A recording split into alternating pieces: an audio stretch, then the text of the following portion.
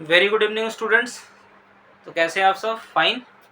तो आज के इस वीडियो में हम डिस्कस करेंगे मैथमेटिक्स के 2 इम्पॉर्टेंट रूल्स के बारे में, जिसको हम लोग फ्रीक्वेंटली यूज़ करते हैं, जो हमेशा हम लोग यूज़ करते हैं कई एग्ज़ाम्स में और कैलकुलेशन के दौरान हम लोग फ्रीक्वेंटली यूज़ करते रहते हैं। और यूज़ करते करते जो कई बच्चे हैं, बहुत सारे स्टूडेंट्स हैं, उनको ये बात पता नहीं है कि इनकी ये वैल्यूज़ क्यों होती है।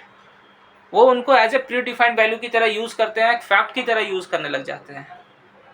बट बहुत कम लोगों को, बहुत कम स्टूडेंट्स को ये पता होता है कि y x to the power 0 equal to 1 and y x by 0 anything divided by 0 is equal to infinity।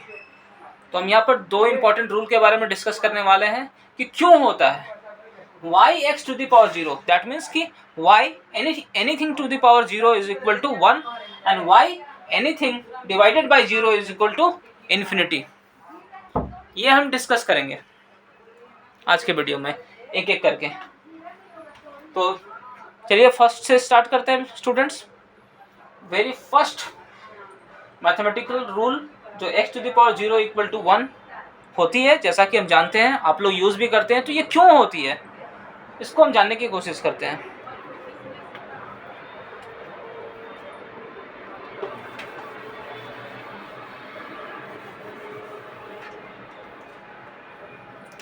तो y x to the power 0 equal to 1, ये क्यों होता है x to the power 0 equal to 1? तो हम लोग जैसा कि जानते हैं, 7th और 8th क्लास में शायद आप बच्चे पढ़ते होंगे laws of exponents and powers. तो according to the laws of exponents and power, laws of exponents and power, हम लोग जानते हैं बहुत सारे कुछ रूल्स हैं, कुछ इंपॉर्टेंट रूल्स हैं जो हम फ्रीक्वेंटली यूज़ करते हैं। जैसा कि हम देख सकते हैं a to the power m into a to the power n, ये किसके इक्वल होता है दोस्तों? a to the power m plus n के बराबर।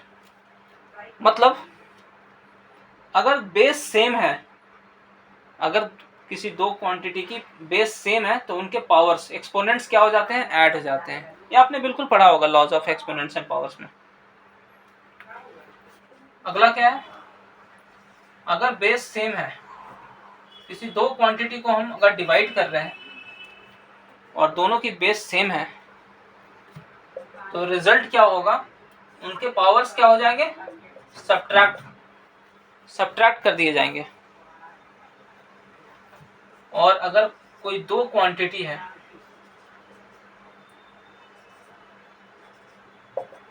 वो दोनों क्वांटिटी की बेस अलग अलग है पर पावर सेम है, तो इसका रिजल्ट क्या होगा? आप दोनों को मल्टीप्लाई कर सकते हैं और एक सिंगल पावर या एक्सपोनेंट आप उस पर लगा सकते हैं। और भी रूल्स हैं, तो ये रूल्स हम फ्रीक्वेंटली यूज करते हैं ड्यूरिंग आवर कैलकुलेशन और इन आवर एग्जामिनेशंस। तो इसी में से किसी एक रूल को इस्तेमाल करते हैं और चलिए देखते हैं क्यों x टू द पावर 0 या एनीथिंग टू द पावर 0 1 होता है, यूनिटी होती है। तो हम जैसा कि जानते हैं कि x डिवाइडेड बाई x, अगर किसी एक चीज को, किसी भी क्वांटिटी को उसके सेम क्वांटिटी से, अगर किसी क्वांटिटी को सेम क्वांटिटी से डिवाइड करेंगे तो ऑब्वियसली उसका आंसर यूनिटी आएगा। ये तो आप सबको पता है, इसमें तो समझाने की ज़रूरत ही नहीं है, क्योंकि आपको पता है कि ये कैंसिल आउट होकर क्या हो जाएगा? 1।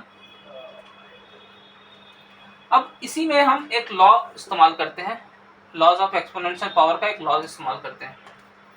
आपको पता है x divided by x unity होती है, पर इसके पावर क्या होते हैं? थोड़ा इसके डिटेल में जाते हैं। अगर x और x है, इसका मतलब इसका एक्सपोनेंट क्या है, उसका पावर क्या है? 1, और इसका भी पावर क्या है? 1।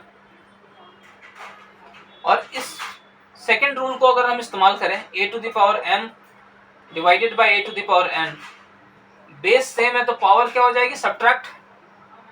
यहाँ भी बेस सेम है, पावर्स कुछ भी हो लेकिन बेस सेम है, तो पावर क्या हो जाएगी, सब्ट्रैक्ट 1 माइनस 1।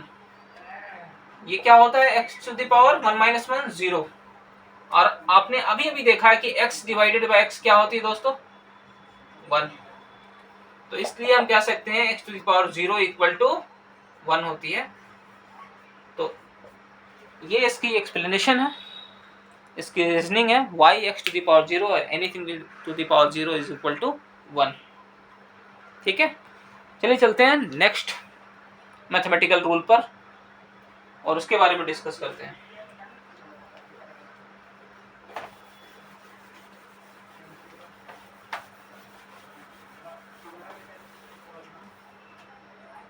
तो नेक्स्ट मैथमेटिकल रूल है, if anything divided by 0, if anything divided by 0 then it is equal to infinity or undefined। infinity is something which cannot be defined। infinity कुछ ऐसी चीज है जिसको हम डिफाइन नहीं कर सकते हैं, that's why it is called infinity। we can't reach infinity। तो ये क्यों होती है,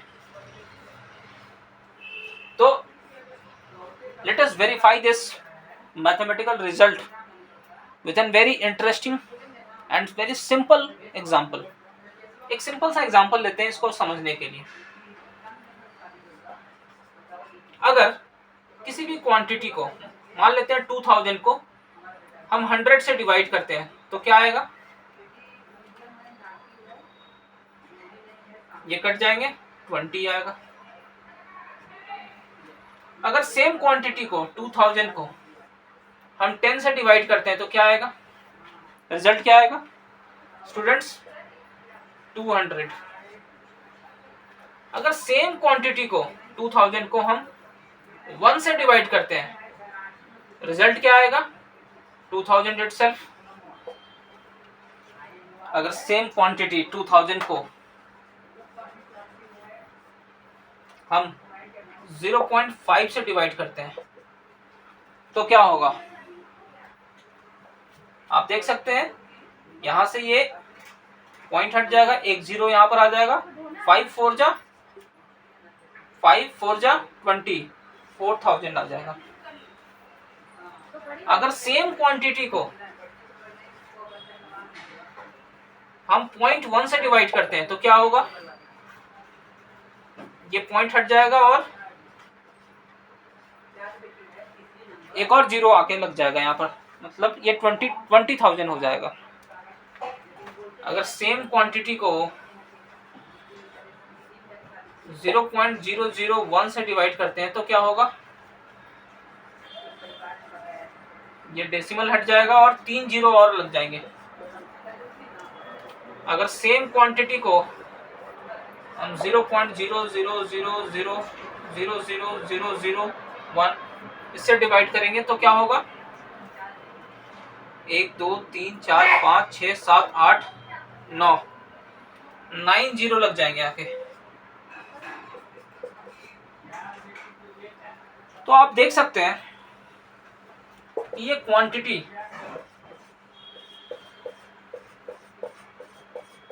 कितनी बड़ी होती जा रही है धीरे धीरे। तो यहाँ पर एक चीज जो नोटिस करने वाली है वो ये है, जब किसी भी क्वांटिटी को, किसी भी नंबर को हम डिवाइड करते हैं तो उसके डिनोमिनेटर पर आप देखो, यहाँ 100 से डिवाइड किया तो रिजल्ट 20 आया। सेम क्वांटिटी को 10 से किया 200। जैसे जैसे हम डिनोमिनेटर को कम करते जा रहे हैं, 100 से कम 10 हुआ, 10 से कम 1, 1 से कम 0.5, 0.5 से कम 0.1, उससे भी कम क्या हो गया 0.01। तो जैसे जैसे डिनोमिनेटर को हम डिक्रीज करते जा रहे हैं, जैसे जैसे डिनोमिनेटर को हम डिक्रीज करते जा रहे हैं और जैसे जैसे डिनोमिनेटर हमारे जीरो के करीब पहुंचते जा रही है, this denominator 0.00001 is equivalent to almost zero और टेंड्स टू जीरो। जैसे जैसे डिनोमिनेटर हमारी जीरो के करीब पहुंचते जा रही है वैसे वैसे हमारा रिजल्ट बहुत बड़ा होता जा रहा है।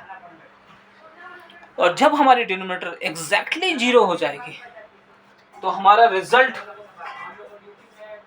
ऑलमोस्ट इन्फिनिटी और इन्फिनिटी के करीब पहुंच जाएगा। इस रीजनिंग से, इस एग्जाम्पल से हम समझ सकते हैं कि किसी भी रिजल्ट को, किसी भी नंबर को, किसी भी क्वांटिटी को अगर जब हम 0 से डिवाइड करते हैं तो वो इन्फिनिटी के करीब होता है, इन्फिनिटी होता है, और उसे अनडिफाइंड कह सकते हैं।